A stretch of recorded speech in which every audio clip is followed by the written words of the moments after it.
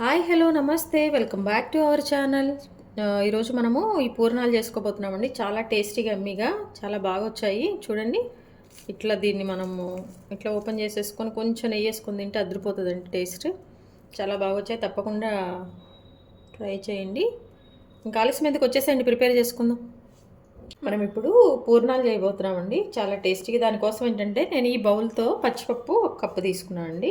కొంచెం ముందుగా ఒక గంట ముందు నేను వీటిని వాటర్లో సోక్ చేశాను అనమాట. వీటిని ఇప్పుడు మనము కుక్కర్లో వేసుకొని ఒక 2 నుంచి 3 విజిల్స్ వచ్చే వరకు వీటిని మనము ఉడికించుకుందామండి. ఈ నానబెట్టిన పచ్చిపప్పు అన్నీ కూడా మనం కుక్కర్లో వేసుకుంటున్నామండి.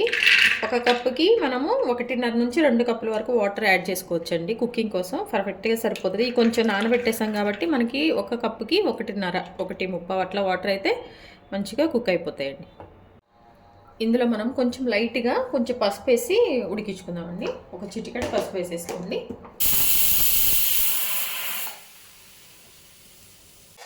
ఇదిగోండి, మన పప్పు అంతా కూడా ఏంటంటే ఉడికాక మనము ఇట్లా స్ట్రెయిన్ చేసుకోవాలండి. స్ట్రెయిన్ చేసుకుంటే ఇందులో ఉన్న వాటర్ అంతా కూడా వెళ్ళిపోతుంది అనమాట. నేనైతే 3 విజిల్స్ పెట్టానండి, అంటే చాలాసేపు నానబెట్టాను, అందువలన కొంచెం కుక్ అయిపోయింది. మీరైతే ఒకవేళ నానబెట్టుకుంటే 2 విజిల్స్ సరిపోతుంది, లేదంటే కనుక 3. ఇవి కొంచెం చల్లగా అయ్యే వరకు మనం వెయిట్ చేద్దాము. ఇందులో కొంచెం సాల్ట్ యాడ్ చేసుకోవాలండి. ఇందులో కొంచెం మీకు వాటర్గా అట్లా ఉంటే స్టవ్ మీద పెట్టేసి కొంచెం డ్రై అయ్యే వరకు, కొంచెం ఆరిపోయే వరకు మనము ఒకసారి దీన్ని స్టవ్ పైన ఉంచాలి.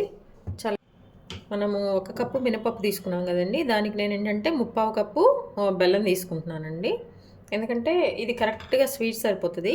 లేదంటే 1 కప్పుకి 1 కప్పు వేసుకోండి మీరు. కొంచెం ఇంకా తక్కువ కావాలనుకుంటే 1/2 కప్ వేసుకోండి. మీరు స్వీట్ ఎంత తినాలనుకుంటున్నారో అంత. ఇదండి, ఈ కప్పుని ఇప్పుడు మనం ముందుగా ఉడికించి పెట్టాం కదా పచ్చిపప్పుని, రెండింటిని కలిపి నేను మిక్సీ వేస్తున్నానండి. ఇప్పుడు మనం మిక్సీ వేసుకుందాం 2 కలిపి. ఇదిగోండి, మనం పూర్ణం లోపల స్టఫింగ్ కోసమని ఇది కొంచెం చల్లారే వరకు మనము పక్కన పెట్టేసుకోవాలండి. ఇందులో ఏంటంటే ఇప్పుడు మనం కొంచెం ఇలాచీ పౌడర్ ఉంటే పౌడర్ వేసుకోండి, లేకపోతే ఉన్నదాన్ని కొంచెం షుగర్ వేసేసి మిక్సీ వేసుకోండి. ఇలాచీ పౌడర్ రెడీ అయిపోతుందండి. ఇదే మంచి ఫ్లేవర్ వస్తుంది కాబట్టి ఇది కొంచెం. అలాగే నేనైతే కొంచెం కొబ్బరి కూడా వేస్తానండి, చాలా బాగా వస్తుంది టేస్ట్. మీరు కూడా వేసుకోండి. ఈ పూర్ణాలు ఒకే రోజు కావాలి, నెక్స్ట్ డే కూడా తినాలి అనుకుంటే కనుక ఈ కొబ్బరిని యూజ్ చేయకండి, ఎందుకంటే కొబ్బరి యూజ్ చేస్తే కొంచెం స్మెల్ వస్తుంది. కొద్ది చల్లారే వరకు మనము వెయిట్ చేయాలండి. చల్లారితే ఇంకా గట్టిగా అయిపోతుంది, మనకు రౌండ్ బాగా వస్తుంది, మన పూర్ణం కూడా బాగుంటుంది అనమాట. అండ్ ఇందులో కొంచెం సాల్ట్ కూడా వేసుకోండి, బాగుంటుంది. 8 అవర్స్ నానబెట్టాను, సోక్ చేశాను మంచిగా. ఇవన్నీ కూడా మంచిగా నానిపోయినాయండి. వీటిని మనం పౌడర్ చేసుకోవాలి. ఈ పూర్ణాలకి ఏంటంటే మనం కొంచెం బియ్య పిండి కూడా యాడ్ చేసుకోవాలండి. సో బియ్యాన్ని కూడా ఏంటంటే 1 కప్పుకి ఒక కప్పున్నర అట్లా నేను బియ్యము కూడా నానబెట్టుకున్నానండి విడివిడిగా. ఇప్పుడు ఈ 2 కలిపి మనము మిక్సీ వేసుకోవాలి. ఇదిగోండి, ఇవి కొంచెం పిండి మంచిగా మెత్తగా రావాలంటే కొంచెం మెంతులు కూడా ఇవి మనము సోక్ చేసే ముందు కొంచెం వేసుకుంటే బాగుంటుంది.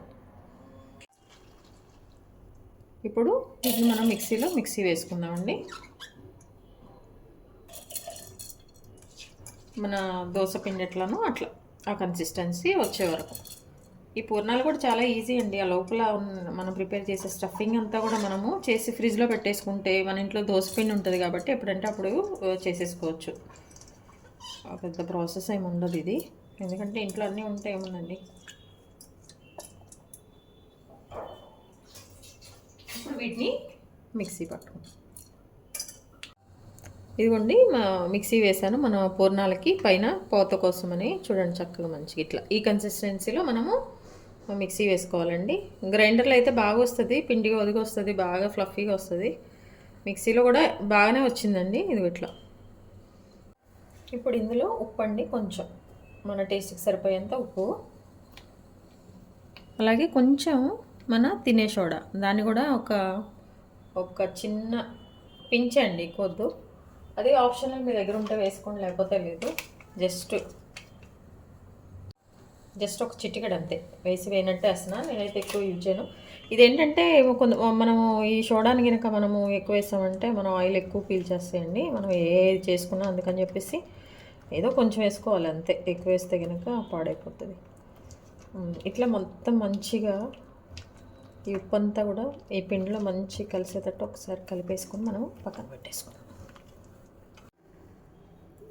మనం ఇప్పుడు పూర్ణాన్ని ఆయిల్లో డీప్ ఫ్రై చేసుకుంటామండి. దానికోసం స్టవ్ ఆన్ చేసేసుకొని ఒక బండి పెట్టేసుకున్నాము. మన డీప్ ఫ్రై కోసం ఎంత ఆయిల్ పడుతుందో అంత ఆయిల్ మనము ఇందులో వేసుకోవాలండి. చూడండి, ఇట్లా మంచిగా చక్కగా లడ్డు చేసుకొని నేను త్వరగా వేసేసుకుంటాం కోసం అని చెప్పి ఇట్లా ప్రిపేర్ చేసి పెట్టుకున్నాను అండి. ఈ లడ్డులని ఇప్పుడు మనము ఈ మిక్సీ వేసుకున్నాం కదా పిండి, ఈ పిండిలో డిప్ చేసేసుకొని ఇందులో వేసుకోవాలి. ఏమన్నా చూపిద్దాం. ఆయిల్ ఫ్రై అయిందో లేదో మనం కొంచెం ఆయిల్లో వేసేసుకుంటే మనకు తెలిసిపోతుంది అనమాట. చక్కగా బాయిల్ అవుతుంది, పైకి వచ్చేస్తుంది కాబట్టి ఆయిల్ మంచిగా కాయిపోయిందండి. ఆయిల్లో వేయటానికి కొంచెం షేప్ కరెక్ట్గా రావడానికి అయితే కనుక ఇట్లా ఉండ చేసేసుకొని ఈ ఉండను మనము పిండిలో పెట్టేసుకోనండి. ఒక స్పూన్తో మంచిగా దాన్ని అంతటినీ కూడా కవర్ చేయాలండి. కవర్ చేసేసుకొని ఇట్లా ఆ పిండి అంతా కూడా మంచిగా కవర్ చేసేసుకొని దీన్ని డైరెక్ట్గా మనము ఆయిల్లో వేసుకోవచ్చు. ఇట్లా అనుకొని మనం వేసేసుకోవాలి. అదే ఇట్లా ఈ ముద్దంతా కూడా మంచిగా ఈ కోట్ అవ్వాలి, ఈ పిండి కోట్ అయ్యే విధంగా మనం మిక్స్ చేసుకోవాలి. లేదంటే మళ్ళీ ఆ పిండి అంతా బయటకు వచ్చేస్తుంది, బాగుండదు అనమాట. ఇట్లా చూసుకొని జాగ్రత్తగా కొంచెం వేసేసుకోండి.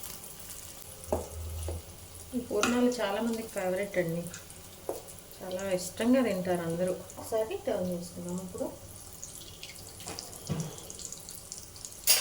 కొంచెం మీడియం ఫ్లేమ్లోనే అట్లా కుక్ చేసుకోండి, ఎందుకంటే లోపల పిండి పెట్టాం కదండి, అదంతా కూడా మంచిగా కుక్ అయిపోతుంది అనమాట. ఇట్లా ఇట్లా కొంచెం కుక్ అయ్యాక టర్న్ చేసుకొని మీడియం ఫ్లేమ్లో అయినా బాగా సిమ్లో అయినా మనం కుక్ చేసుకుంటే లోపలంతా కూడా బాగా కుక్ అయిపోతుందండి. కింద అయిపోయాక మళ్ళీ ఒకసారి టర్న్ చేసుకోవాలి, అంతే అండి. మన బొండాలు అవన్నీ ఎట్లా మనం ఆయిల్లో డీప్ ఫ్రై చేస్తామో ఇవి కూడా అంతే అనమాట. కొంచెం కలర్ చేంజ్ అయ్యే వరకు. ఇదేంటంటే మనం మినపిండి వేసాం కాబట్టి అండి, ఆ మినప కొంచెం పిండి బాగా కుక్ అయ్యే వరకు చేసుకోవాలి.